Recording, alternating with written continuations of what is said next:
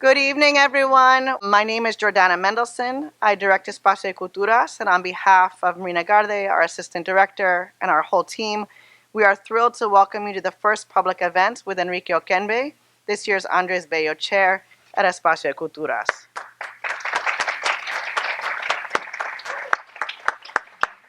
Now in its 25th year, I had to count the years, I was surprised, but we were getting on in age. So now in its 25th year, the chairship brings to NYU leading scholars, artists, and thinkers who take as their focus Latin American and Caribbean cultures for a semester. As part of his residency at NYU, Professor Okenve is teaching a graduate seminar on becoming indigenous under Spanish rule, which examines how Spanish policies of domination affected indigenous peoples in the Americas, the Philippines, and Africa, how they responded to these policies, and how their responses reshaped their identity. We are happy to have some of his graduate students here tonight joining us and really thinking through important ways that we can connect his public programming with the academic research that we do here at NYU. Chairs are nominated by faculty at NYU, and the Center's advisory board approves the nomination and works together with the sponsoring department and the nominee to organize a residency. In the case of Professor Okenve, we have many people to thank for his nomination. In fall 2024, we had the honor of welcoming Enrique to NYU as part of our Cabinete Fang project. At the suggestion of our dear colleague Benita San Pedro, who's here with us tonight, thank you Benita, from Hofstra, Enrique delivered the closing lecture for that project with a talk titled Behind the Gaze, Spanish Power and Fang Humiliation in Equatorial Guinea. And it was then that we realized we needed to bring him back and invite him to engage in a more sustained way with our faculty and students. Thanks to the support of NYU colleagues Leo Douglas and Robin Davignon and the Department of History Chair Guy Ortegano, who is here with us, we were able to move forward with Enrique's nomination and appointment as this year's Andrés Bello Chair. Before Monique Bedasse introduces Enrique and his talk for today, I want to thank her and Adrian de León for participating in this evening's program, and to the many programs in addition to the History Department that have co-sponsored and offered promotional support to this program, including the Center for Latin American and Caribbean Studies, and the organizers of the 21st Annual MLK Week for including Enrique's lecture as part of their month-long schedule of related events.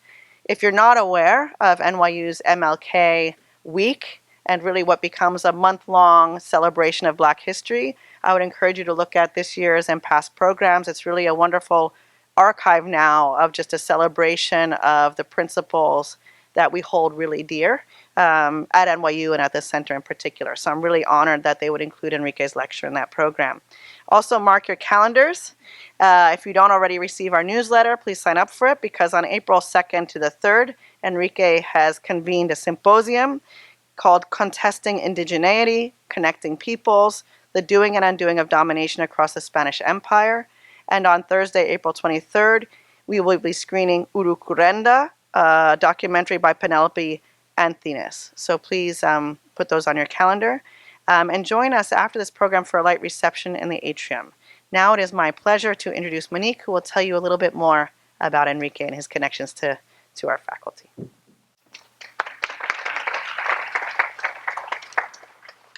Thanks, Giordano. Can you hear me? Okay, so it really is a pleasure for me to introduce our speaker this evening. I met Enrique briefly in 2019 when I was invited to launch my first book at home in Jamaica, and he was kind enough to attend. So I'm happy to have the opportunity to go beyond, hi, how are you, thanks for coming. And also delighted to have the opportunity to welcome him to NYU and to speak briefly about the very meaningful historiographical contributions he has made to African history. Enrique Okenve is Senior Lecturer in the Department of History and Archaeology at the University of the West Indies, Mona Campus, Jamaica. He teaches courses on African and Atlantic history as well as research methods. Professor Okenve's research focuses on 19th and 20th century West Central Africa, with a specific focus on Equatorial Guinea, a former Spanish colony. Most people do not associate Spain with colonialism in Africa. They think of Latin America, the Caribbean, maybe the Philippines if you're lucky. And so along with his astute interventions in multiple historiographies, Professor Okenve's specialization lies in an area that has not garnered the attention it deserves. In a field within which the British and French empires loom large, Germany, Portugal, Belgium to a lesser extent, his work is extremely important, and we're fortunate to have him among us. Beyond the value of his sustained attention to Equatorial Guinea are the meaningful ways in which he has integrated that nation and its peoples into the discourse on prominent themes in African history. He has tackled the relationship between ethnicity and nationalism as it pertains to the Fang. He has delved into the dynamism of identity construction across time and space, and he has exposed the role of race and racialization as organizing principles in Spanish colonization in Equatorial Guinea. Okenve's work has brought us greater understanding of who the people of Equatorial Guinea are and have been across different historical periods, about their relationship to Africans in other territories, and also about the significance of developments in Europe on how and why Spanish colonial rule, especially as it pertains to race, unfolded as it did. Professor Okenve relies heavily upon oral history in his work, and his positionality allows him to do so with great success. He is a member of the Nzomo clan and was born in Spain to a family that contributed to the making of the history of post-independence exile there. As such, he grew up keenly aware that he belongs to Equatorial Guinea, and he learned about his family's opposition to colonialism and to the successive dictators that have plagued the country since its independence from Spain. Okenve has produced numerous articles and book chapters in English and Spanish, and he recently completed We Can No Longer Stop the Rain, a monograph that explores the development of modern Fang tradition as an ideological tool to resist the Spanish colonial state in Equatorial Guinea. This will be published on the wildly popular and field-defining New African History series through Ohio University Press. He's currently working on a new book project that examines the motivations and personal circumstances of men and women involved in the organized anti-colonial movement in Equatorial Guinea within the context of Spain's harsh repression. Today, Professor Okenve's talk is titled Indigenizing in the Spanish Empire, an African Perspective. At a time when many different constituencies around the world, certainly across Africa and its diaspora, are using the language of indigeneity for claims making and other purposes, sometimes in problematic ways, I'd argue, we will learn from Professor Okenve what the case of Equatorial Guinea offers us as we think with and about the ever-shifting meanings, I should say, and uses of the term indigenous. Please welcome Professor Enrique Okenve.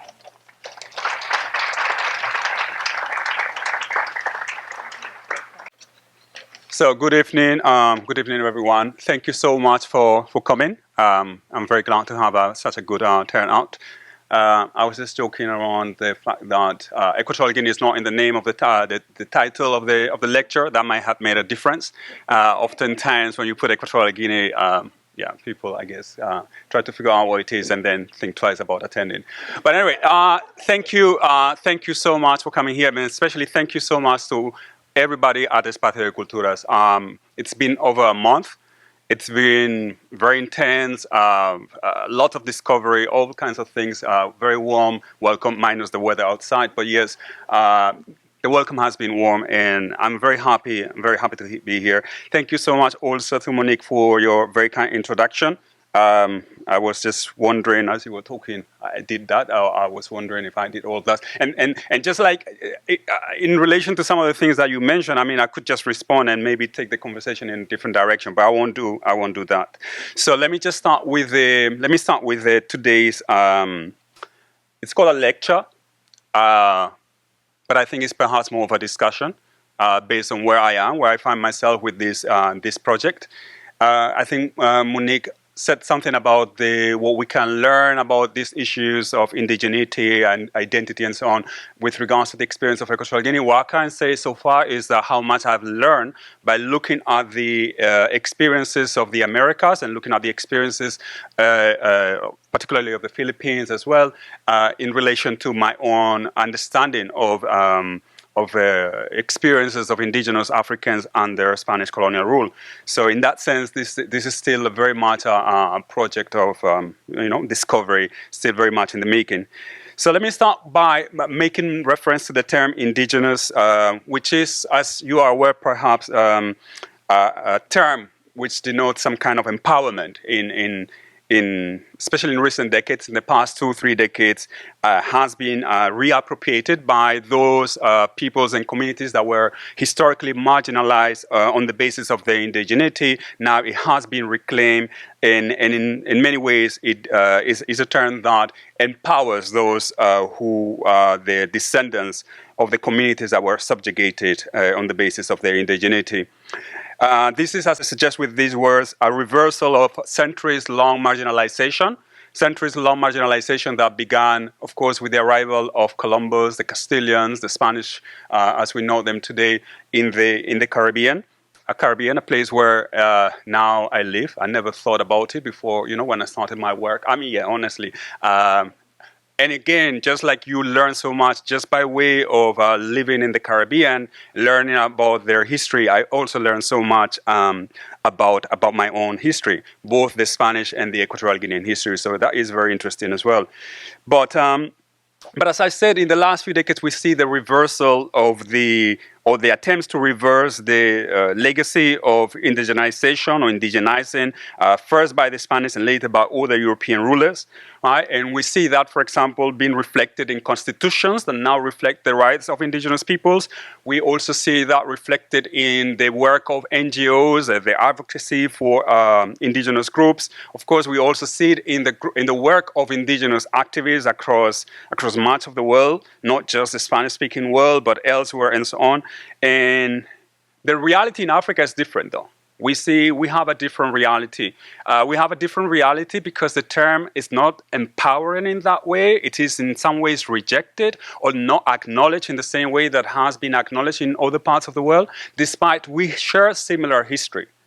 In fact, for example, people like my father, people like my grandmother, they were indigenous. That is the sort of status that they had. The status that in some ways we have sort of forgotten about it, kind of forgotten about what it meant to be indigenous in those days, and not just from the perspective of their conditions, but the ways in which it was used to diminish people like them, right? And again, I think much of of the work that I do is very personal because always rooted in the sort of experiences and sometimes even anecdotes of members of my family and so on. So I think I also like to bring this into this kind of global discussion that I want to have with you because it's still very personal, even though obviously I didn't live through that. But as I said, up until my father, he was part of that history, right, of Spanish rule and Spanish policies of indigenizing African peoples.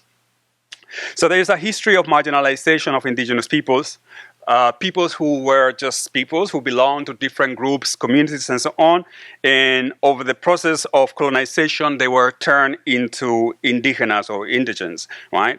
Indigenization was a tool for domination of local peoples by outsiders. And the concept, to me, is still a little bit problematic. I'm not fully sure that it can be, despite the attempts of the last few decades, I'm not sure it can be fully reappropriated, that it can be used to overcome the centuries and the legacy of domination. Maybe the discussion later will help me sort of flesh out some of these ideas and I have a clear sense of how useful or not it is. But I think it's problematic because it's very complex. Indigeneity was multifaceted. The construction of indigenous identities or the indigenous identity was a complex, multifaceted process that obviously consisted in the marginalization of and exclusion of people.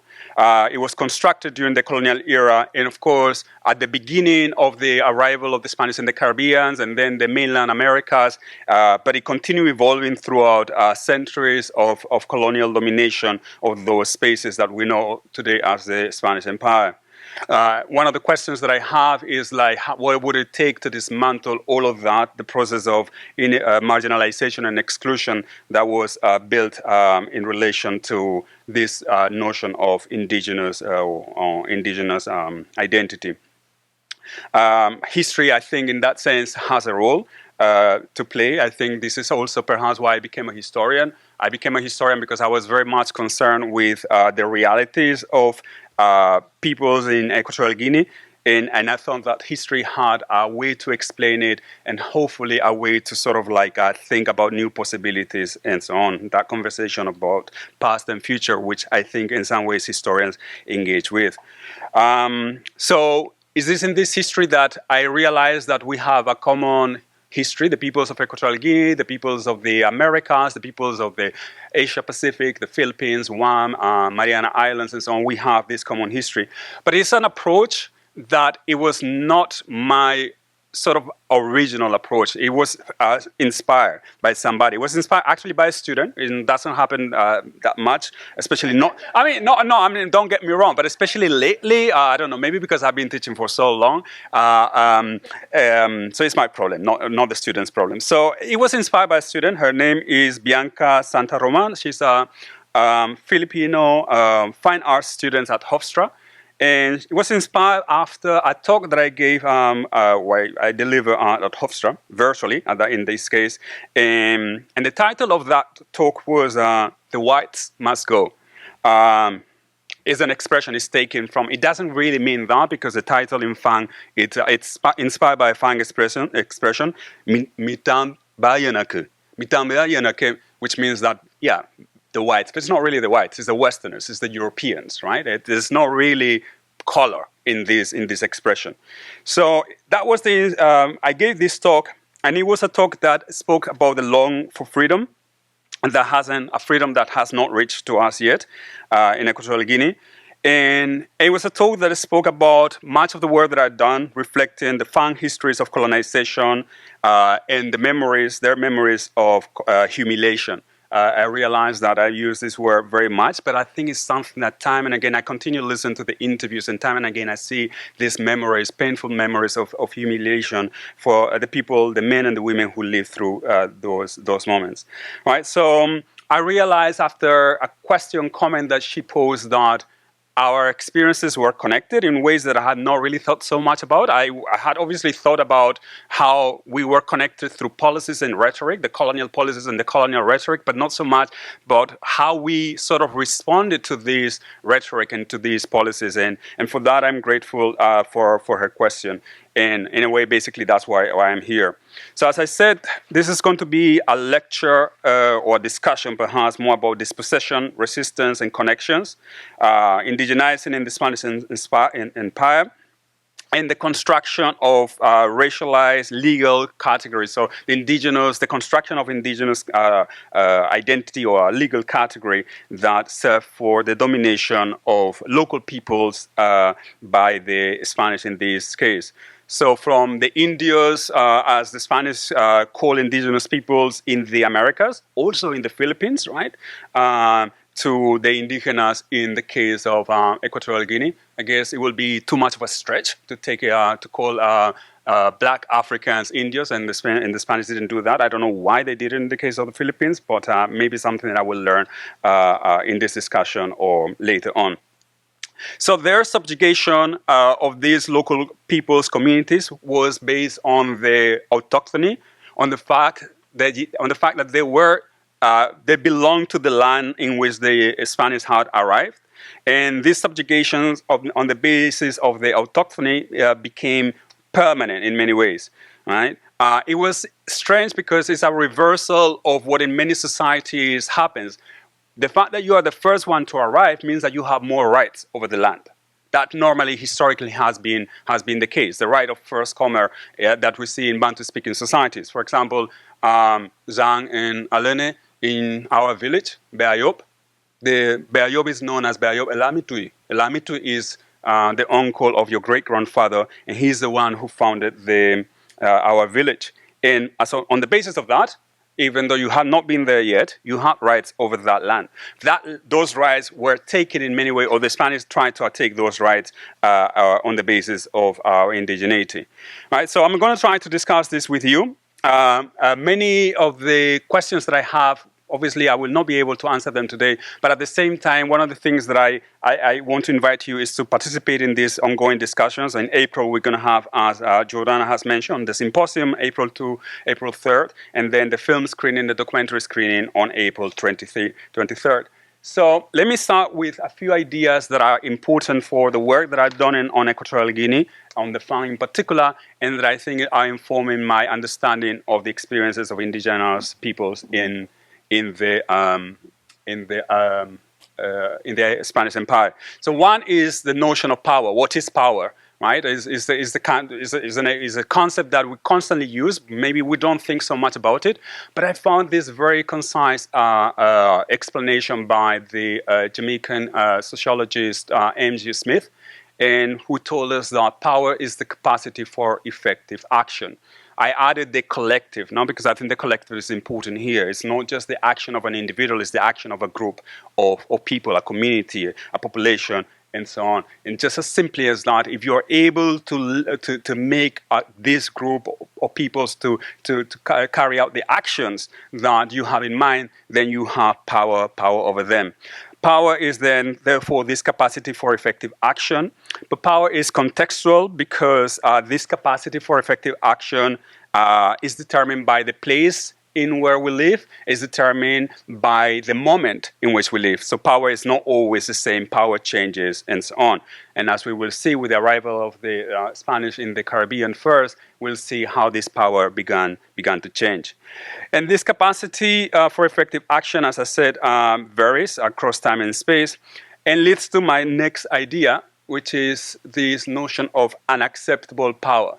So when power forces communities, societies, to produce actions that are contrary to what we accept as normal, right? That is power that we consider to be unacceptable. And I want you to think of this idea when it comes to colonization, because whatever ideas of power the Taino peoples of the Caribbean had, right? When the Spanish arrived, the type of power that they exercised over them, it was unacceptable. And as we see time and again, the kind of responses and reactions of indigenous peoples to colonial rule are examples of, they make it evidence how they consider the type of colonial power unacceptable.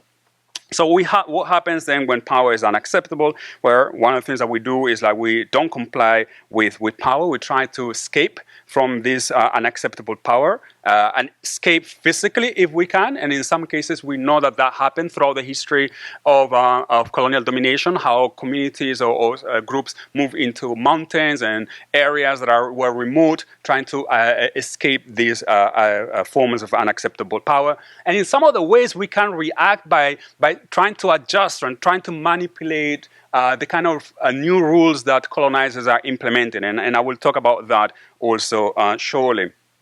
And here I'm interested, therefore, in not so much into this kind of more outright forms of escaping unacceptable power, but the ones that are harder to see.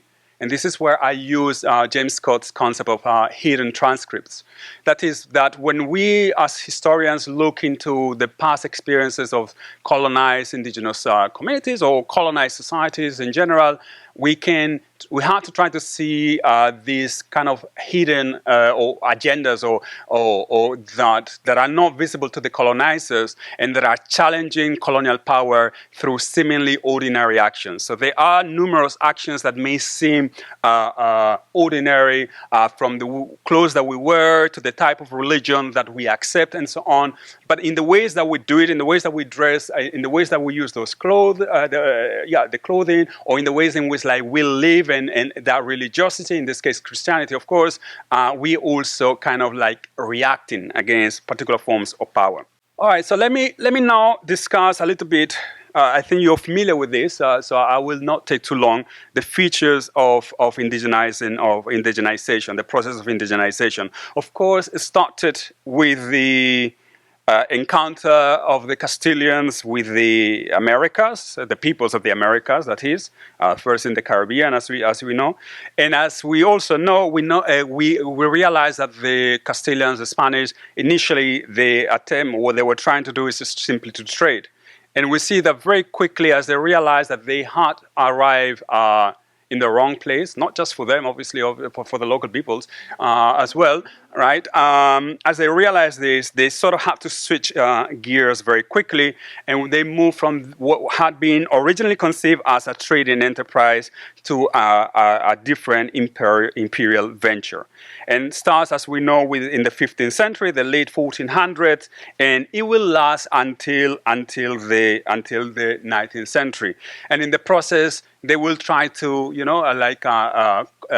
make sense of the new spaces that they are taking over, and especially the peoples that they're taking over. And I think, in a way, like these maps reflect very much this kind of like trying to make sense of these new realities. By the late 19th century, obviously they have gained control over much of what we know as the Spanish Empire. It is developing in very sort of like different stages. When it comes to Africa, is a much later stage, and this is in a way what these maps tries to show, like the different stages of the construction of the Spanish Empire. But the empire was not a homogeneous. It was not even. It's like what some authors call a patchwork empire, in which we see areas that were very heavily colonized combined with areas that were very lightly colonized, or in some cases not colonized at all. So in the Philippines, for example, is a very clear example how in the mountain regions of the Philippines, the Spanish never really gained any sort of control. They were kept at bay and so on in these areas. All right, but anyway, be as it may. So, just for context, Africa colonization much later. So we're talking about basically the second half of the 19th century and especially the 20th century. And by the time they arrive in Africa, this is what they're able to gain, is like the Moroccan protectorate, or several territories in what's today Morocco, to the south, Western Sahara. That is still the Moroccans try to claim it for them. And of course, the indigenous Sahrawi people are trying to gain independence. And much farther to the south, that tiny rectangle there along the islands of Bioko, that is Equatorial Guinea. This map is interesting because if you see there, Rio Muni, that area there, that is what they actually got, along with Fernando Po or Bioko today, right? All of that is what they actually claim. And that's important because it will shape Spanish perceptions and attitudes towards Equatorial Guinea. They were very bitter that they never got that much land as they wanted, and that actually shaped the relationship of Spanish colonizers with colonized Africans in Equatorial Guinea, as if colonized Africans were responsible for this. Right? This is just for perspective, better perspective. This is the map of Equatorial Guinea today. And in the construction of this, of course, they gained these territories, and these were territories for extraction, as we know. And this is a relatively recent map. I think it's 1940s, and Covarrubias map of the Pacific. And in this Pacific, we find that in the 20th century, these are the type of products that are being extracted and form part of world economies. But this all started with the Spanish expansion into the Americas and later on the Pacific, right? So what we see here is, by the way, the Claritan missionaries in Equatorial Guinea will do something similar as well. So this is Rio Muni, the mainland Equatorial Guinea, and we see similar attempts to describe the different goods that are extracted. But there's much improvisation, as we know. And in this improvisation, what is going to be crucial is the work of Christopher Columbus. Again, sorry for bringing him to the discussion. But Columbus is influential not because he's leading the expedition that arrives in the Americas. From the indigenous people's perspective, I think he is more important because of how his misconceptions about indigenous peoples shape so deeply the rest of Spanish perceptions about indigenous peoples across the rest of the Americas, right? And we'll see changes and so on later, but to a large extent, we'll see not. So these are some of the things that Columbus is saying about the Taino people of Hispaniola, right? Sort of precious, drugs, all out. Yeah, the inhabitants of both sexes, men and women, in Hispaniola, all the other islands which I saw or heard of, go naked. And they were born, as they were born, all except a few females who were, that you can see there. But these are important images of nudity or nakedness or being naked and so on that Columbus used and they or describe and pass on to the Spanish. And they were crucial to shape Spanish perceptions of indigenous peoples, first in the Americas, but later on in the Philippines and especially I would say in Africa. There is a very clear connection between these images and the images of Africans later on in the late 19th century. Right? Out of these experiences, what we're going to see is that Columbus will describe indigenous peoples as subhuman, lacking in humanity, of course, lacking in humanity from the perspective of what he considered to be or to make somebody a human being. Their nudity was considered to be a symbol of their cultural inferiority. And he also spoke to the idea that they lack religion, right? So we see these ideas. Oh, by the way, this is an interesting thing. I mean, I knew about this. This is the Jamaica's coat of arms, right? But again, we see here, these are similar, the way in which like the Taino people of Jamaica are depicted, it's very similar to the depictions of Columbus almost 500 years earlier. And what I didn't know is actually that the coat of arms predated independence. I wasn't aware of that. It's actually a coat of arms was actually from the British era, right? And this is the original. Well, one of the original ones. The one on the right is the post-independence one. I think my Latin is not good. If anybody's Latin is good, but I think it says something like basically. Being one in servitude or something like that. I looked up the translation yesterday, but so forgive me, I forgot about it.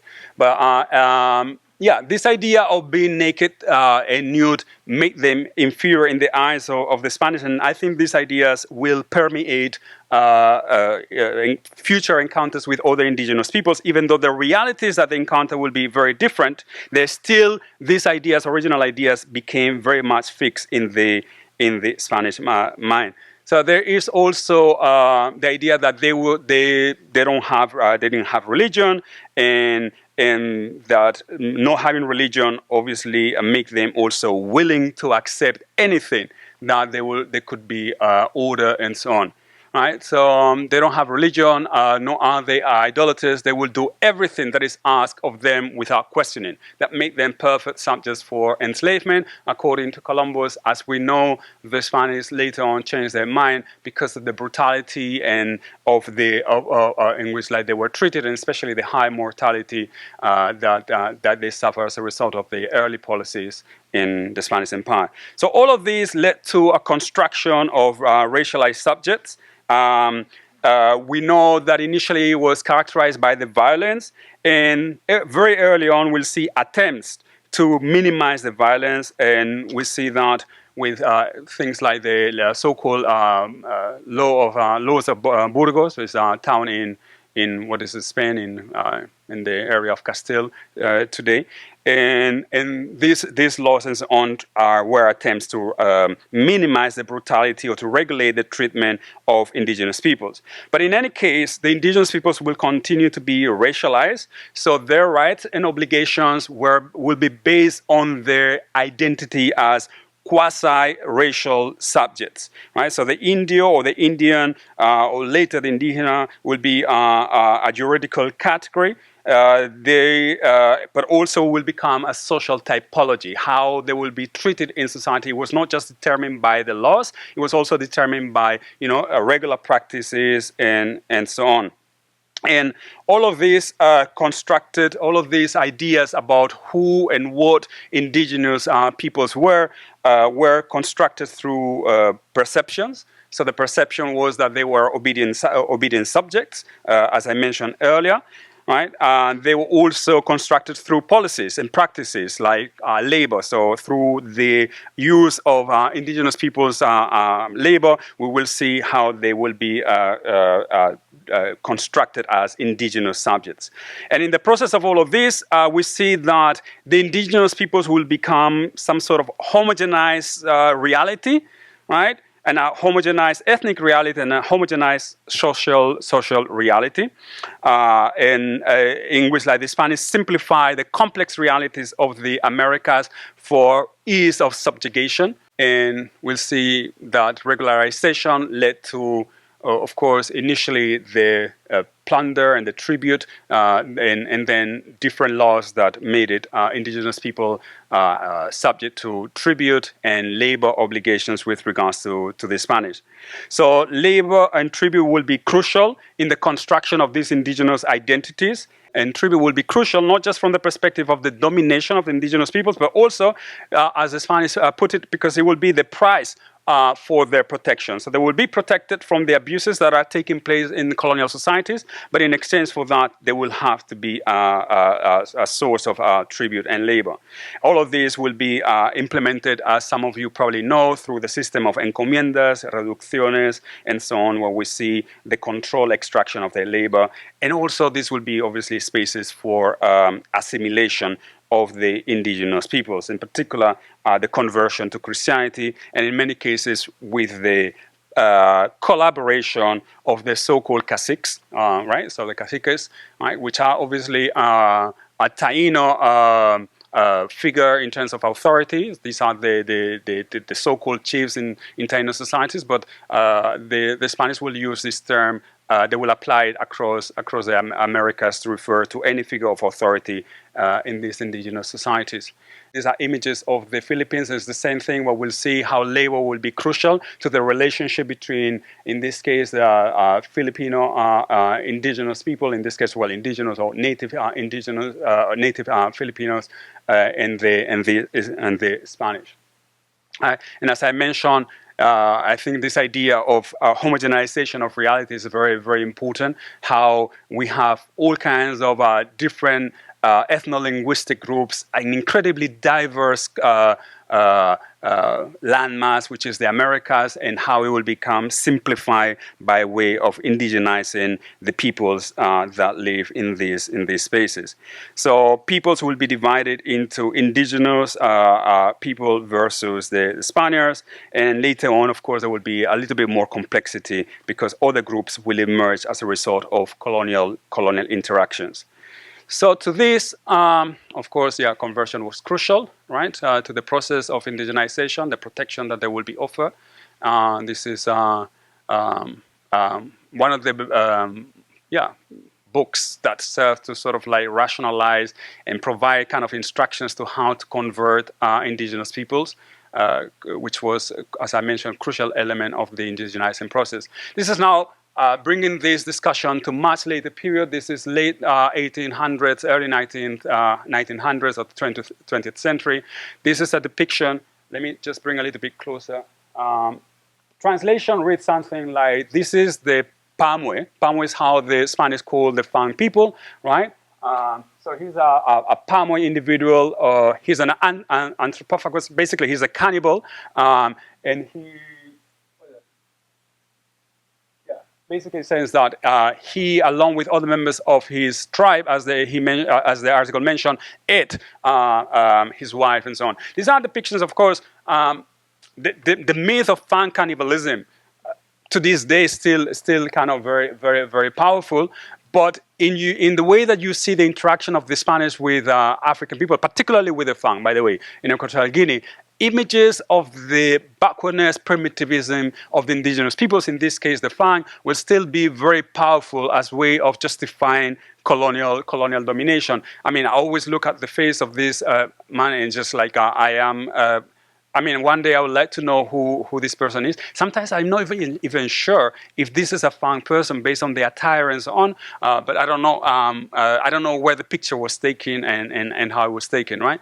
But to me, this is the sort of like, I always show this image to show the ways in which the Spanish sought to represent, in this case, indigenous Africans, particularly the Fang. But throughout the 20th century, similar images of nudity or semi-nudity in this case now because of the necessary decency for the Spanish public will be reflected in all kinds of colonial images about Africans. These stamps, I think, are from the late 1930s.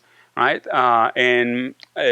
We can talk more about it, but throughout the 1940s and so on, similar images will be represented. And to this day, I will say that powerful images like these still shape perceptions of Spaniards about Africans and so on. In the case of Equatorial Guinea, we also have examples of peoples being removed from their original places. This is in Banapa, on the island of Bioko, or formerly known as Fernando Po. These are Fang people who were taken for acculturation, conversion from the late 19th century, and they established a village there. Interestingly, however, this process will not be repeated. And I think there are some lessons perhaps that they had learned. But images of attempts to acculturate the Fang or the African in this case are important. You see, religion will be crucial as well. Right. So that is with regards to the how the Spanish tried to indigenize or convert local peoples into indigenous, and the tools that they use for their domination in this way. And let me now talk about the responses. And I want to talk about the responses from the perspective of the rejection first. The rejection. This is a famous image that you are familiar with, right? Marina in Hernán Cortés, right, is a representation of the so-called peaceful encounter. And I'm interested with the idea of the peaceful encounter because time and again in the Spanish colonial documents, we see this mention of how this is a peaceful or relatively easy takeover of the territories. The people are not really resisting and so on. The same will happen, by the way, in the case of Equatorial Guinea. And yet we know that there are numerous examples of resistance and upright resistance and I want to talk briefly about this upright rejection of Spanish power. Because it was uncommon in many ways, but it was not exceptional. We know that throughout the Spanish Empire, there were numerous spaces that remained uncolonized. Even within colonies, and I mentioned the Philippines, but it also happens in places like Colombia and so on. There will be always spaces in which the Spain never gained full control, or if they gained control, it was never full. And we have numerous examples that defy this image of peaceful occupation of the numerous territories that the Spanish occupy. We'll see that, for example, in these encounters with the indigenous peoples, the missionaries will play an important role. Whether in the Americas, for example, they try to, in some ways, protect indigenous peoples. We also know that in the Philippines, their role was much more militant, even violent, we could say. And they advocated for the use of violence against indigenous Filipinos who resisted the Spanish takeover. And yet, as they will do in Equatorial Guinea later on, they will try to present themselves in front of the indigenous peoples as protectors of the indigenous peoples versus the Spanish soldiers and so on. Rejection of Spanish occupation happened fundamentally in areas that were difficult to reach. For example, the Philippine mountain ranges, but also in forested and swampy areas of the Americas. But what is more important to me is that perhaps this rejection of domination did not just happen because these were areas that were difficult to reach. We want to think about these areas also from a pre-Hispanic or pre-colonial perspective as areas that were occupied by peoples who chose those areas precisely because they gave them some sort of protection and shelter against outsiders. So when the Spanish arrived, they were not just out of the blue rejecting the arrival of the Spaniards. They had been sheltering and protecting themselves from other groups in these areas for a long time. And I think these traditions of resistance are important to consider when it comes to these indigenous identities, indigenous peoples. Right? In the case of the Philippines, as I mentioned, this type of resistance was rather successful. As I mentioned, there were areas that were never colonized, but as Acabados, the Filipino archaeologist has told us these areas still were influenced by colonialism. He talks about peri-colonialism and so on. Defensive strategies were used by the indigenous Filipinos to stop the advance of Spanish soldiers, and in many cases they will use all kinds of brutal force, but this type of brutal force was not just used by the indigenous Filipinos, the Spaniards also use it. But what is interesting to me is the fact that they are resisting the Spanish advance without knowing exactly, or that's what I thought, knowing exactly what the advance of the Spanish will mean to them, as opposed to other examples in which we see less resistance to the Spanish advance. So that is why, to me, it's important to understand what were the cultures of these societies before the arrival of the Spanish and their traditions of resistance against outsiders and so on. But in addition to that, what I came to realize is that they also resisted the Spanish advance knowing what the Spanish advance meant, because these areas also became areas in which the indigenous peoples, especially in the case of the Philippines from the lowlands, will escape to, running away from unacceptable Spanish power. And as they run away into these spaces, they will interact with the highland Filipinos, and in the process, the highland Filipinos will learn more about the nature of Spanish power and what it will mean to become indigenous or to be indigenized by the Spanish. So I think it's important to think of these spaces not just as spaces in which we see these recalcitrant indigenous peoples who are rejecting Spanish colonization, but spaces in which there are all these conversations between peoples who have experienced Spanish colonization, and they escape into these spaces and they form new knowledge and understanding of what it means to live under Spanish colonial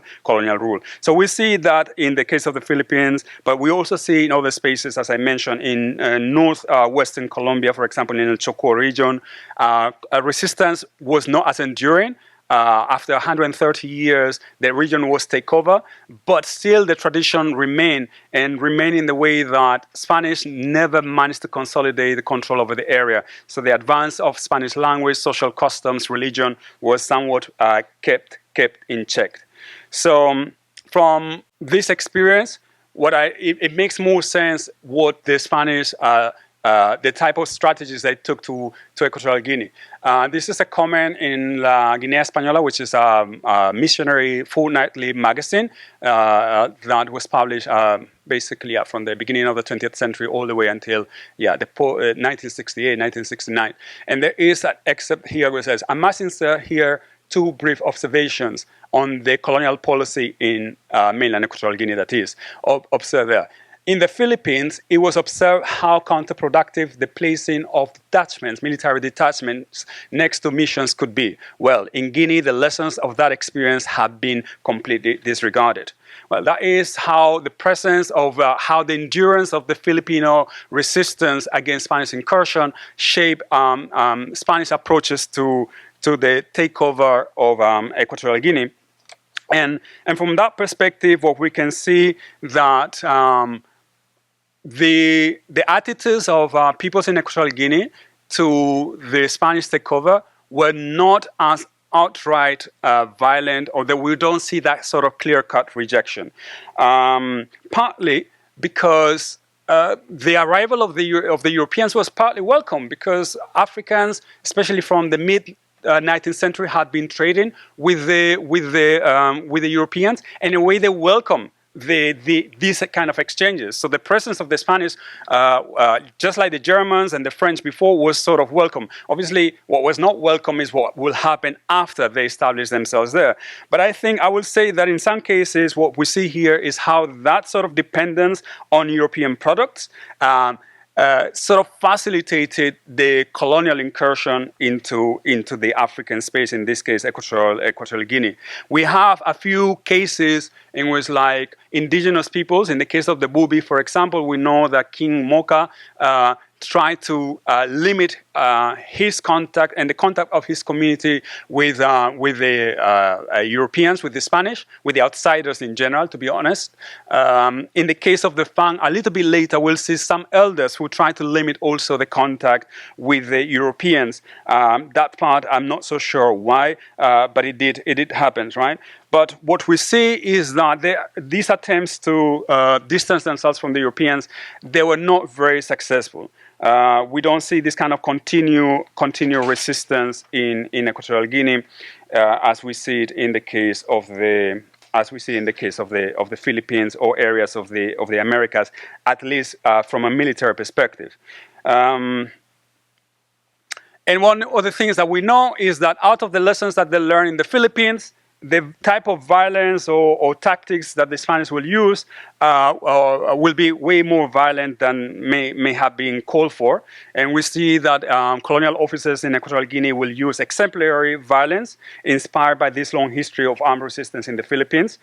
Violence used to be disproportionate and inspired by sort of like strategies that we hear from the Dominican phrase in the Philippines, and just like in the Philippines, the missionaries will also present themselves as the sort of kind side of the Spanish. In Fang, they were known as Ntangungo, which is kind of like the good whites or something like that. But behind their backs, they will be trying to advise the Spanish officers to use more violence to subjugate African peoples, right?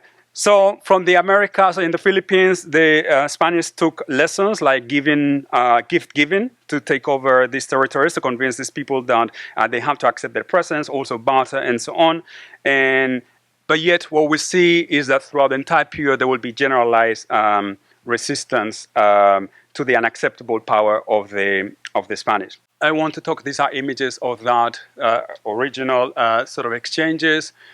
These are images of a road construction, which was a form of labor extraction that will happen to Equatorial Guineans. So all Africans, all indigenous peoples in Equatorial Guinea will be compelled to provide labor on a regular basis to build public infrastructures and so on. This is one of the aspects of Spanish colonization that Equatorial Guineans hated the most bitterly, in ways that it's difficult to describe, to the extent that in the early 1930s, Spanish authorities considered that maybe we have to put this on hold. But one of the things that they also did is that they never, we were never subject to the type of tribute system that we find in the Americas or in the Philippines. I think perhaps there were lessons of that resistance in the Americas and the Philippines that, okay, it's already enough that we force them to provide labor on a regular basis, but force them to pay tribute might be too much to us. Our situation is too precarious here, and that was never really imposed. There was a few things that kind of resembled that, but for the most part, we don't see the tribute extraction. We see more like the labor extraction, and which obviously connects our experiences to the experiences elsewhere in the former Spanish Empire. So I just want to finish by talking about the responses to colonialism from a different perspective, not just from the outright rejection, but from the accommodation perspective of how those who became colonized will find ways to sort of manipulate colonial power, and in that sense preserve their positions as indigenous people in the very hostile environment of the Spanish Empire. So accommodation in this sense, we have to see it as a form of resistance as well. Accommodation allowed communities to survive, biologically, you could say, of course, but also culturally. Cultural survival was also possible through accommodation. And we see that, for example, ways in which they will manipulate laws and they will take advantage of Spanish perceptions and laws regarding their indigenous identities and so on. So we have to say accommodation is happening through all sorts of actions and reactions that happen within the colonial framework, but also outside the colonial framework. Actions and reactions that show indigenous people's understanding of the colonial realities and how they could manipulate these realities, how they could manipulate the laws, the norms, the institutions, and we see examples of this manipulation as agency of the colonized indigenous peoples. They could make use of the law, right, to denounce instances of abuse, instances of corruption. And we see this example here. This is a cacique, how he's basically saying, well, you say that I'm a child, right? And because I'm a child, you can't, remember, I'm not subject to this. If I owe you any money, I can't really pay back. So because I'm a child, right? So it's a way of manipulating this type of, tools of indigenization. So we also have the use of the market economy, how the participation in the money economy empower indigenous peoples, and also examples of how indigenous peoples were able to manipulate the rivalries that existed among members of the colonizers, among government officials, missionaries, and colonists. They will see how they will manipulate these rivalries, and also they will manipulate indigenous rules, colonial rules by ways of switching positions. So sometimes they will identify themselves as indigenous, sometimes they will identify themselves as mestizos, sometimes they will identify themselves as Spaniards, right? So however it suit them, they could do that, and they took advantage of some of the flexibilities that existed in the Spanish Empire at the time. It will not exist, by the way, in the case of Equatorial Guinea in the 20th century. And one example is important here is the use of the so-called visitas, so government officials who will go to investigate reports filed by indigenous peoples, reports against colonial corruption and abuses, right? So we see examples of this kind of manipulation taking place. Right. Conversion was also a form of resistance. I said that it's not just the biological, but also the cultural resistance. And we see, of course, this image is very clear. I don't need to explain it, right? So, but it's a way in which, like, our indigenous cultures were able to survive even after they converted to Christianity. So conversion on their own terms was a way also to preserve religious or cultural elements that may have disappeared if they had resisted conversion more openly. We see that, for example,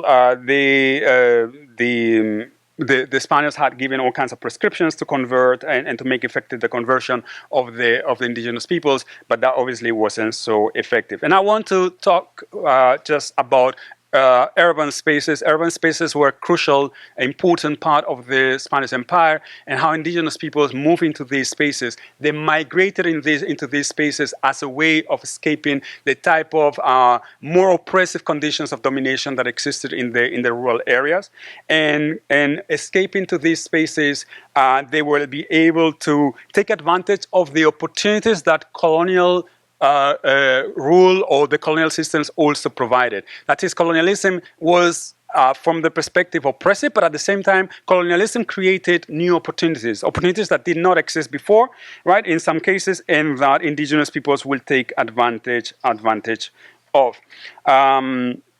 And in these colonial spaces, we'll see examples of what the Spanish call convivencia, right? Or like the coexistence between indigenous peoples, the Spaniards, and later on, all kinds of relations will derive from it. In these colonial spaces, of course, we will see numerous instances of miscegenation, intermarriage, and so on, which also will be a ways in which, like, indigenous people are sort of like escaping, not just indigenous peoples, obviously Spaniards as well, but they're escaping the kind of fixed rules that the Spanish tried to impose with regards to the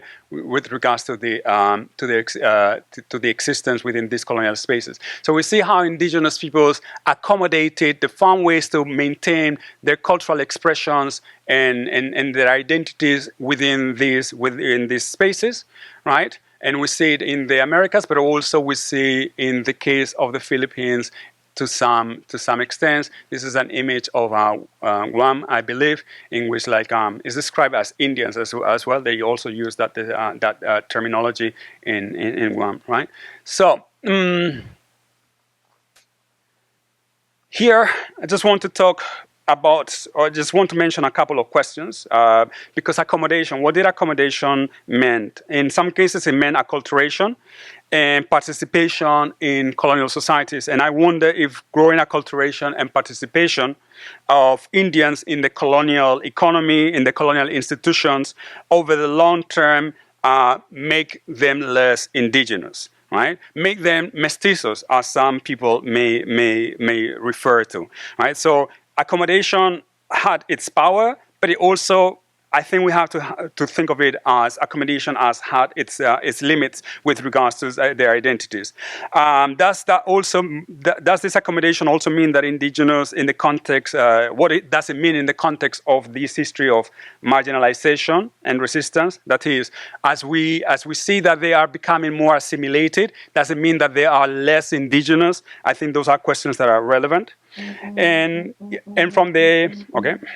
So from the African perspective, I just want to mention very quickly how conversion also took place, but indigenous Africans also find ways to create new types of rituals and so on. So the old ones disappear for the most part, but new ones were created, and the new ones that were created were very syncretic. But at the same time, that syncretism allowed the survival of past beliefs and so on. So, interestingly, in Equatorial Guinea, we know that indigenous consciousness in some ways predated the development of ethnic consciousness. In other words, I talk now about Fang people, but I think it's almost as if Fang people became aware of their indigeneity before they became aware of their Fangness. I mean, we can talk more about it later, but I mean, that is happening. And because of that indigeneity allowed Africans from different ethno-linguistic groups in Equatorial Guinea to collaborate during the 1930s, 40s, 50s, leading to independence in the 1970s, 60s, sorry. So conversion in the case of Equatorial Guinea was compatible with maintaining existing beliefs. So the belief in the power of the ancestors in many ways remain. As I mentioned, new rituals appear. But it was important, conversion also was not incompatible with something that was very precious for many indigenous peoples in Equatorial Guinea, polygamy.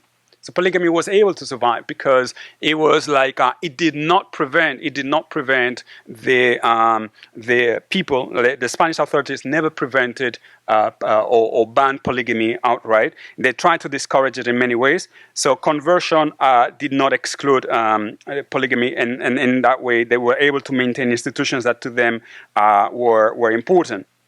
But however, here. In Equatorial Guinea, there was no room for manipulation of laws, or not as much as in the case of the Americas. We didn't have a system of visitas, of colonial officers who will receive reports, complaints from indigenous people, and this will be investigated. No, that didn't happen. In fact, any instance in which like these abuses were reported, they will very much be dismissed. In many cases, the type of power in Equatorial Guinea was characterized, and this type of abuses were characterized by impunity.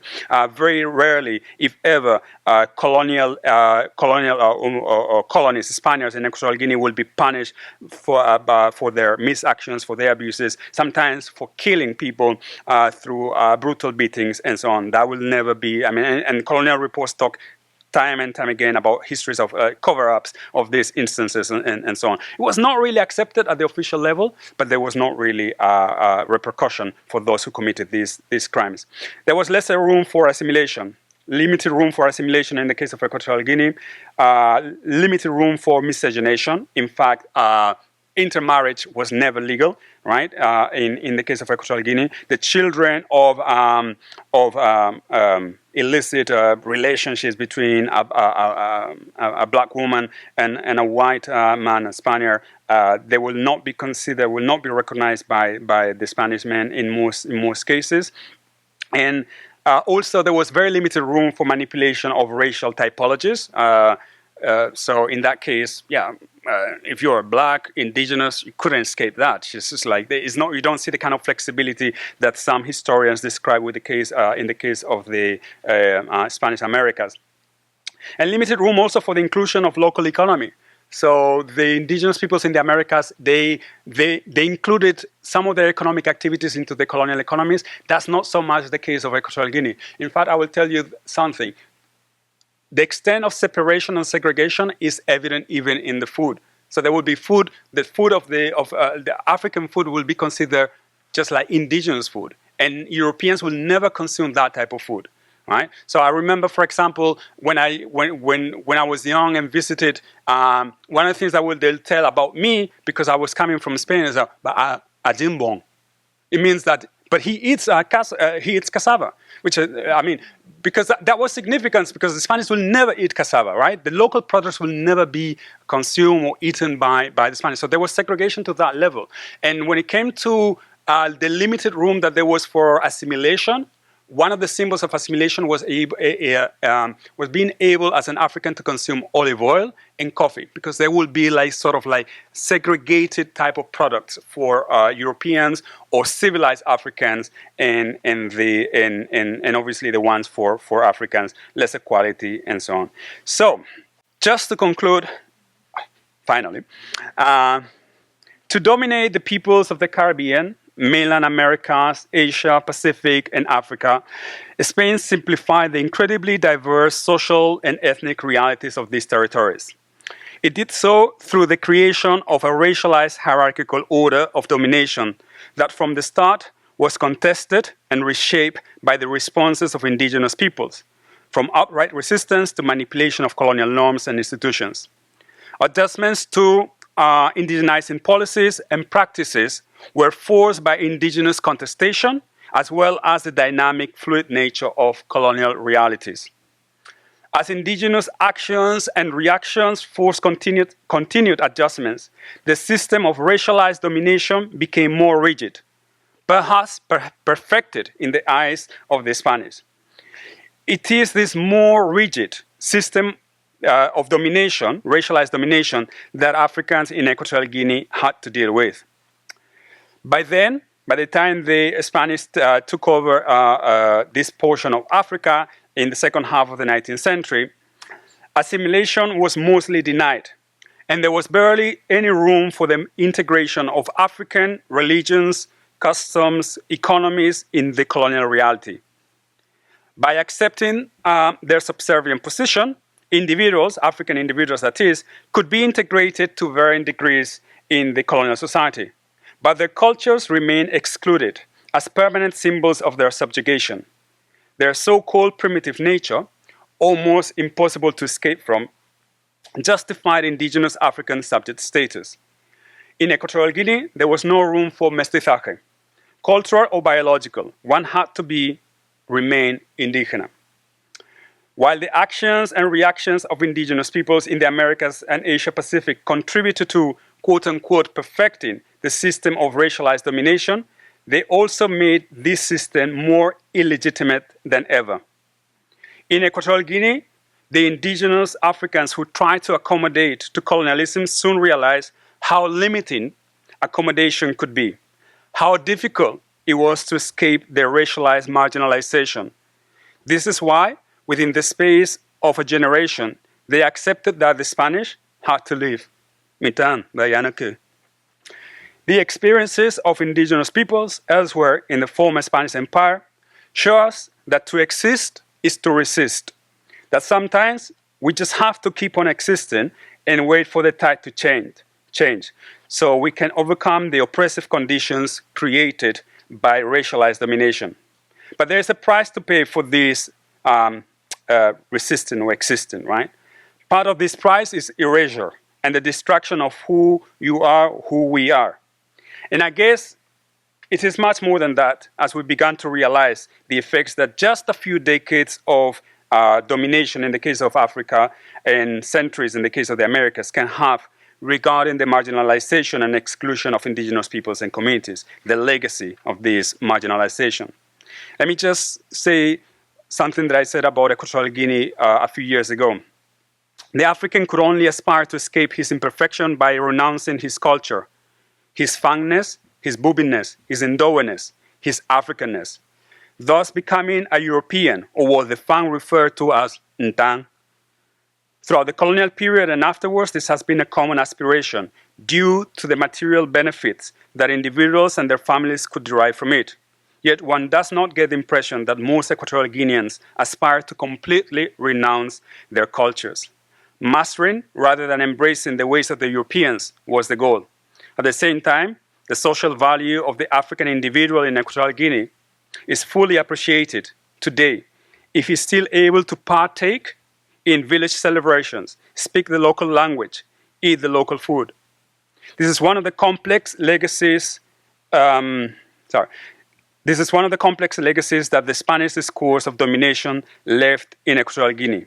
The perfection is European, but people resist to totally abandon their imperfection, our indigeneity. If we are to rediscover indigenous cultural paradigms that can provide a more profound and generalized sense of self-assertion for indigenous and also mestizos, we must continue exploring historical experiences of indigenous peoples and the legacies of racialized domination beyond the end of colonial rule. All right, thank you.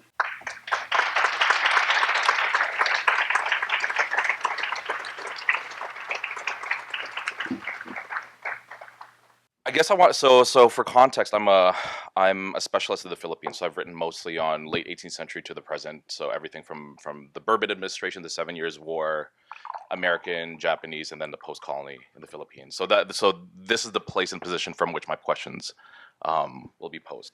I want to start with a kind of overview of the way that I situate your turn towards indigenous studies and indigenous history within the longer intellectual biography of your work, especially in the last 12 years. There's kind of been a fluorescence in the way you think about the relationship between place, autochthony, but also identity and subject formation, right? So in 2014, your 2014 article thought about the relationship between ethnicity and territory, but also territoriality and the ways that that could be contested from Native people in Africa, right? And then in 2016, you began to introduce the subject of racial thought in Africa and colonial domination versus legitimacy, which you see as both contradictory but also agonistic relationships in the case of the Spanish colonial regime in Equatorial Guinea, right? You highlighted the way that culture versus biology became the marker of Spanish racialization via the kind of metaphysical crisis of Spanish decline and the way that that also took on racial tones, right? And the way that the Spaniards positioned themselves via other Europeans vis-a-vis their colonial racializations. And then in 2019, you began to introduce work on nationalism versus labor regimes, and also versus the kind of economic place of Bioko within Equatorial Guinea as a kind of colonial metropole, and how that impacts both the marginalization of the indigenous people in Bioko, but also then for Bubi people, the possible, imagined if not actualized threat of possible Fang settler labor migration into Bioko, right? And then today you bring us an introduction into your new work on indigeneity and place-based identity. And here I want to highlight a couple the undertone here around how all throughout your work, but especially in the questions you raised today, an undertone I noticed that it is based on the sort of contestations between colonial and indigenous questions of economics and economies, right? So the economic appropriation of land and forced labor regimes versus native mobility, but also native economy. Right, and so this is kind of where I want to start my questions today. So we're going to jump a couple oceans to the Philippines. I was trying to count. We can go eastward also.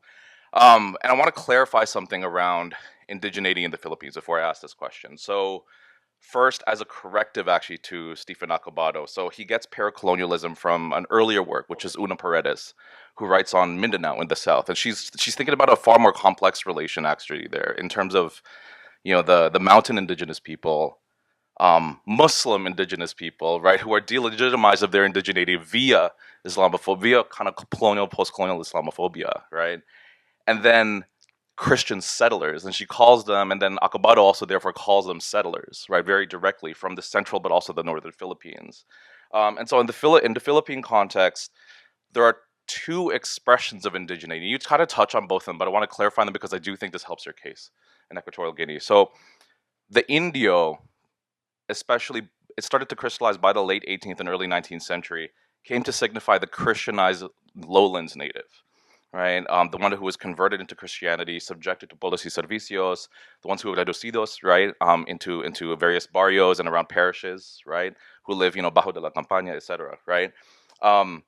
Versus the Highlands peoples, which is kind of their inverse, which is non-Christianized infieles, and that's the language that appears in especially the Spanish colonial archive, right? And so you have a couple things, which is nativeness and indigeneity in the Philippine context are actually not the same, right? Which is not to say that those relations don't between highlands and lowlands, obviously in the case of not just what you talk about, but a lot of scholars also don't exceed kind of colonial geographies between highlands and lowlands, right? Like a lot of the crossing and a lot of the revolutionary action of the radical tradition between the lowlands and highlands emerges through market relations, but also kind of political relations, right? And so I think in your case, but also in the Philippine case, and this is kind of where the relation for me kind of clicked. Indigeneity is based on autochthony, number one, religion, and economy.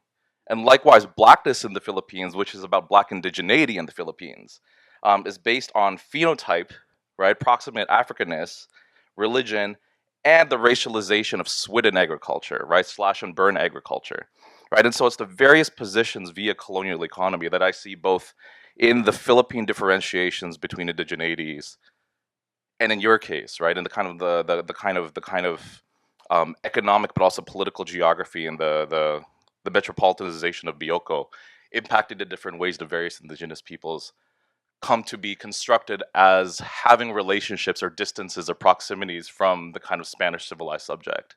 Um, so I kind of want to hear you talk a little bit through the economic dimensions of the ways that indigenous people in Equatorial Guinea come to understand their indigeneity, both historically and in the present, right? Via contested labor regimes, via settler colonialism, via settlement, right, via internal colonization, internal migration, but also via more recent histories of the penetration of a colonial and post-colonial state into the hinterland, right, inland, versus the kind of ongoing existing market relationships that the Spaniards had established in the island context.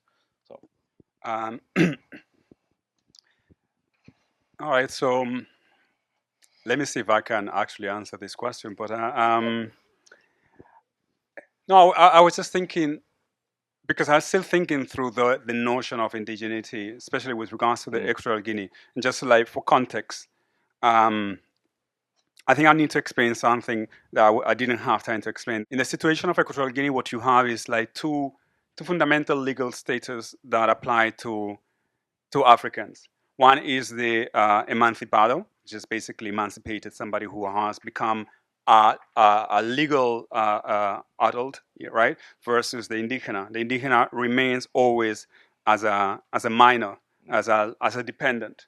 This is the case of the majority of Equatorial Guineans under colonization.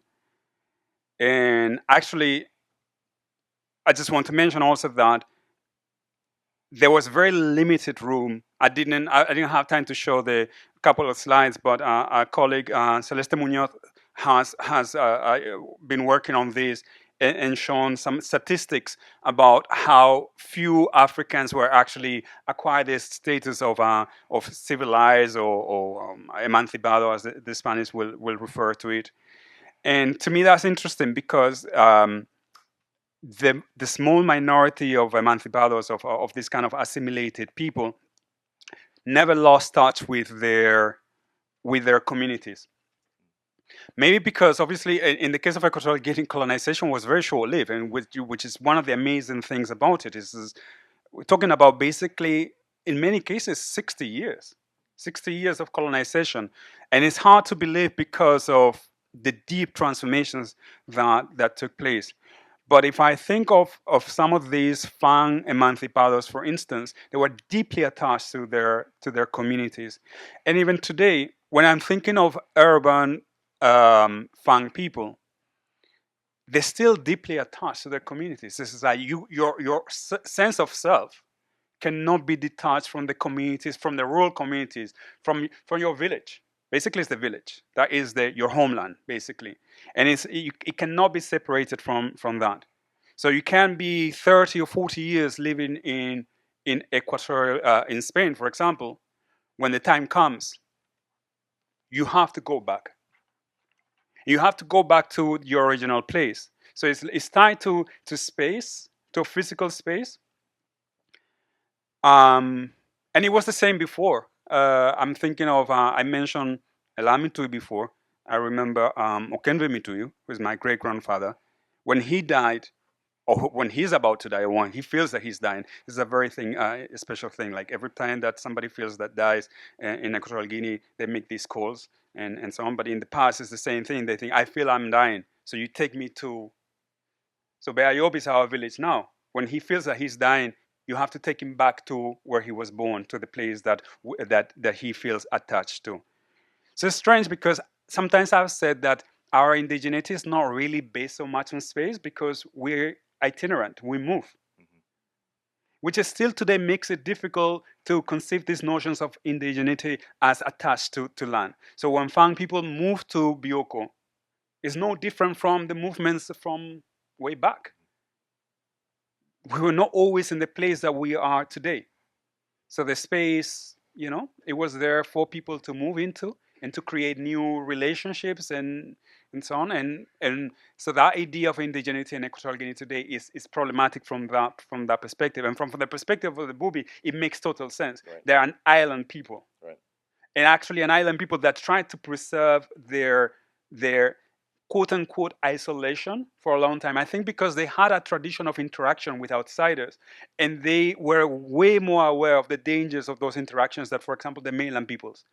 So I think in a way their sense of indigeneity is more, it's better developed, or it's more developed, not just because of the quote-unquote Fang invasion of the past 40 years, but because of the pre-colonial and colonial history.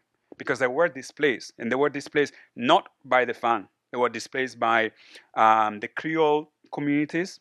They were displaced by the Spanish settlers, and later on displaced by the Fang.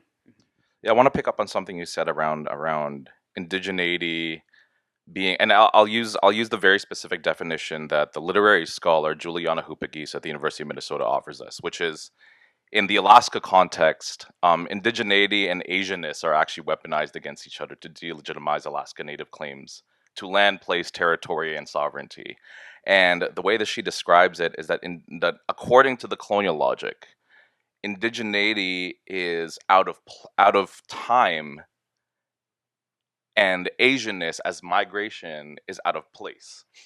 Right, and that offers me kind of a useful heuristic to think about both the particularity of your work, but also kind of scaling it out to a global indigenous context, which is, part of the problematic of a kind of indigenous politics that is based on a response to, and then also legitimizing of, colonial logics of land tenure and private property in particular, right? As in land back is not a logic of private property. Land back is a relational logic, right? It's about a political future, right? That imagines a future outside of the logics of private property and enclosure, right? And so I think the case that you bring about with the mobility of indigenous Fang people is actually really important, right? Because in the case, I'm thinking here about other kind of like forest context, so like it's specific in the Philippines with Aita people who are called negritos in the Spanish, and then the American colonial documents.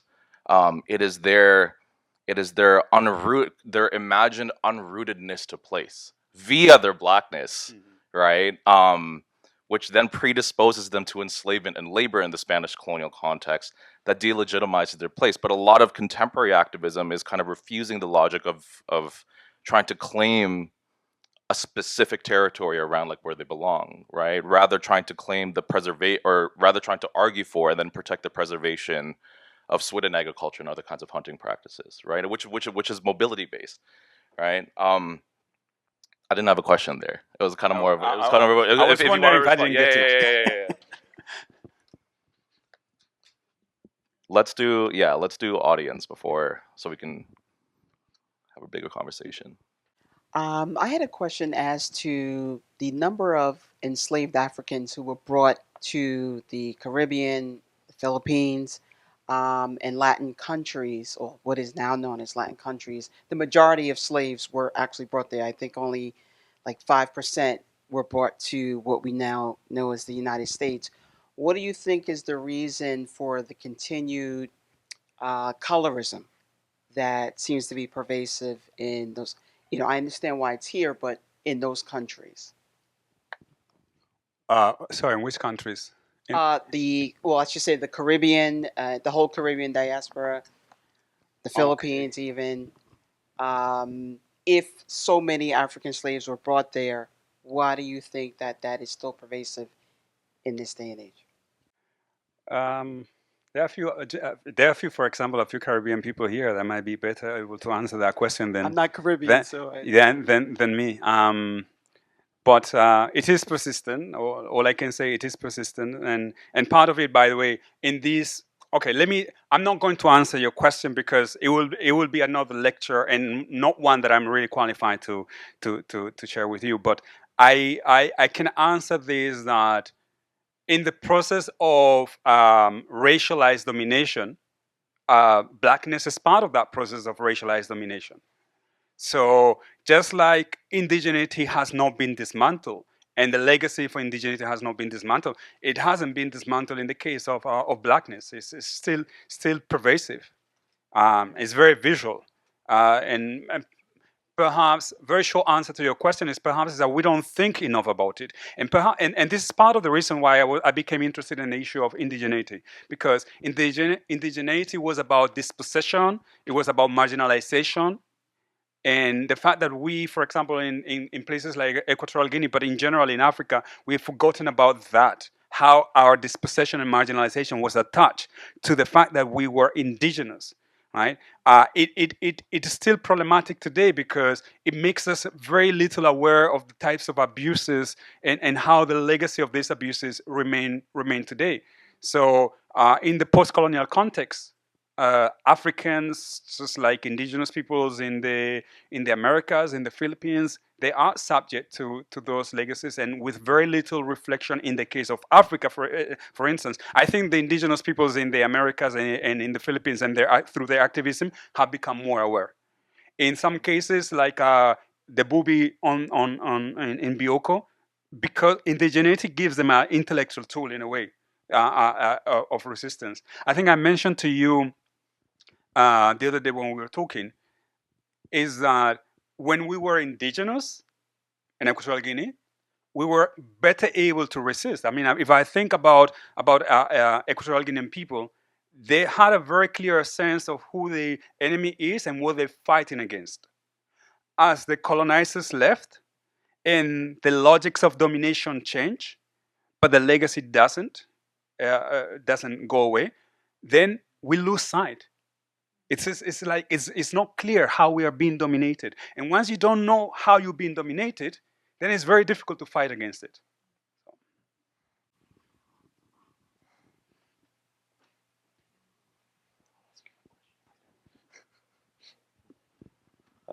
Thank you both. I think my question is somewhat related, but the ways in which indigenous people in Equatorial Guinea or in the Philippines might actually see each other, having both gone through different versions of the Spanish colonial experience at different points in time.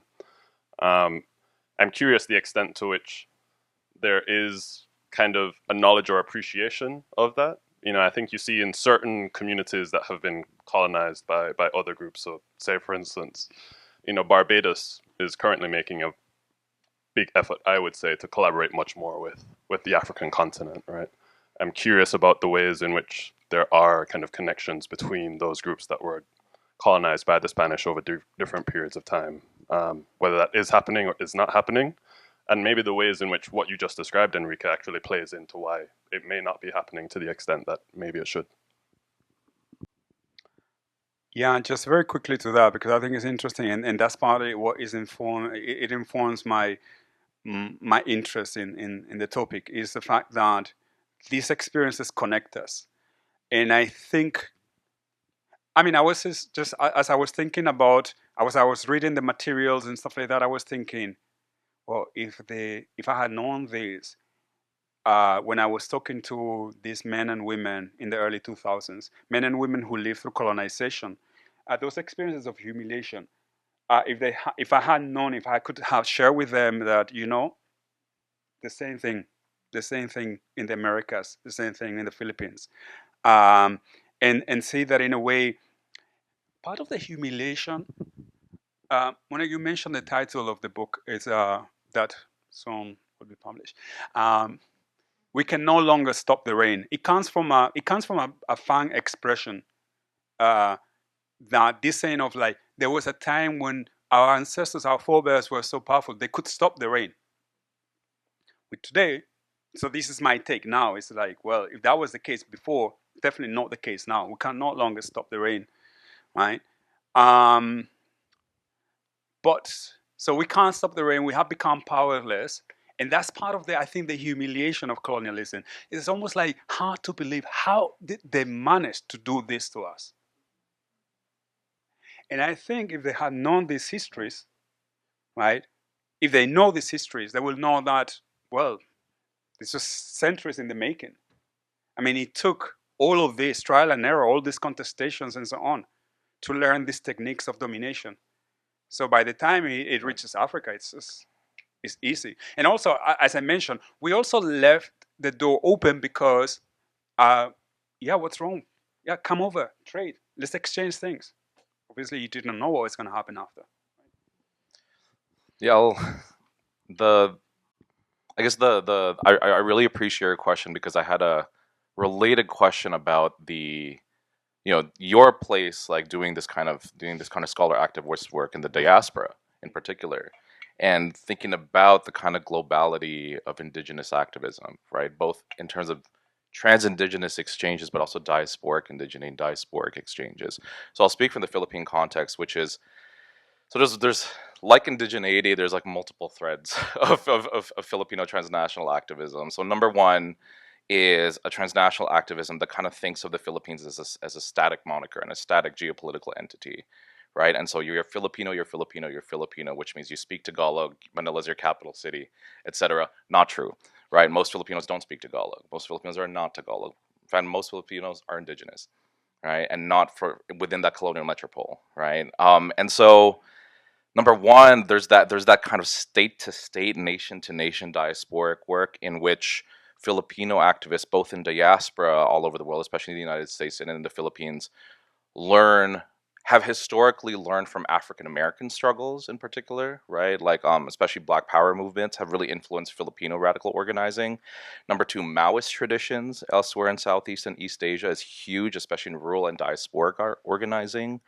But number three, one of the things that I've both noticed and taken very public gripes with when I used to be on social media was the application of those frameworks, especially North American forms of organizing, but also Maoist statist forms of organizing, into indigenous context in the Philippines, right? And versus indigenous, both in the Philippines and in diaspora, people are tracing a different kind of intellectual route of exchange to conceptualize their work, namely through Red Power in the United States, through Palestine, through Canadian context also, right? And thinking about indigenous responses to the state's Truth and Reconciliation Commission and resource extraction.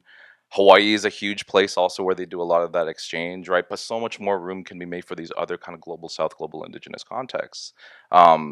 That may face particularities, right? And I think that's kind of the issue with doing indigenous studies in the global context.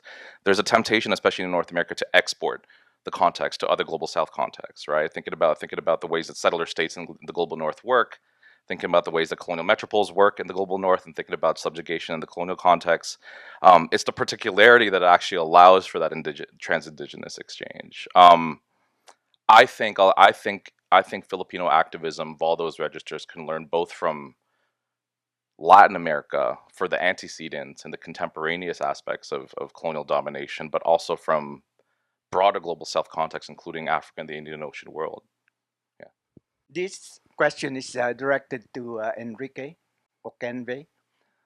You mentioned about the indigenous resistance to the presence of the Spanish people, did that resistance develop into something big, like an uprising or a total rebellion that would free the country? I don't know much about the history of Equatorial Guinea, but that happened in the Philippines. So I wonder whether the same pattern developed in your country. No, no. It didn't. I mean, no, knowing that sort of like, if we're thinking, but this is also part of what I was trying to do, is also thinking that resistance, and sometimes this kind of upright resistance can be less effective. I mean, it is very clear. It's very clear in the case of the Spanish takeover of mainland Equatorial Guinea, because we have the colonial sources and so on. But also we had the opportunity. I had the opportunity to talk to I guess not the witness of those moments, but I talked to the children of the witness of those moments. Um, that type of resistance colonial against colonial armies of the 20th century, because it's the 20th century. I mean, it was in many ways suicide. I mean, you had how you call it, mosquetones, so the muskets that you call, yeah, basically that's what you had, and you still rely on the Europeans to gain access to gunpowder and all of that, and now the Europeans had repetition rifles, all kinds of strategies. No, I mean there were instances. Don't get me wrong, and there's a famous sort of coalition. Ndomange led this coalition in the area of the interior of what today is the modern district of Bata, and for a year, it took the Spanish a year to subjugate these men. But they had the support in a way that it was World War One, so the French or British troops were supplying gunpowder, so it was a little bit easier to do that. After that, no, it's not. But it's very clear to me is that it didn't really. What to me is more surprising is that very quickly, and I will say probably late 30s, you see already an awareness being developed. I want to highlight this because it's very important. Is that the Spanish began the takeover of Rio Muni in 1915 of mainland Equatorial Guinea in 1915, finished in 1927. 27. By the late 1930s, they were already sort of like finding strategies to resist. So with very little contact and experience under colonial subjugation, they already realized that we don't want this, and we have to resist. And part of what I do is like what kind of mechanisms they use. So the reflection of the past, or how the past could help them to reimagine themselves as a different identity, as resistance to the way in which they were being indigenized. Who we are is not going to be defined by the Spanish rulers, has to be defined by us. And what type of values, what type of power we find acceptable. Is the power that we find acceptable is defined by the type of societies that just 2 generations or 1 generation ago we had, not the type of power that the Spanish have now. That is late 1930s. By the late 1950s, the Spanish have already to switch gears and turn Equatorial Guinea into a province. So they say, well, it's no longer a colony. So whatever claims for independence make no sense because they are the same as people in Spain. Obviously, it was not the same. 1964, 1963, they already have to have a referendum in which, like, the people of Equatorial Guinea decided that, yeah, we want an autonomous regime. We don't buy this. The whites have to go. The problem is that they left. They were forced to leave. But these institutions of domination remain. The state, how it was designed, it remained. So the subjugation continued. And I was just thinking about it because since then, since 1968, so many men and women died who longed for that sort of freedom, and yet still is yet to come. Thank you so much. Thank you, Enrique. Thank you, Adrian. Thank you, Monique. Thank you, everyone, for joining us.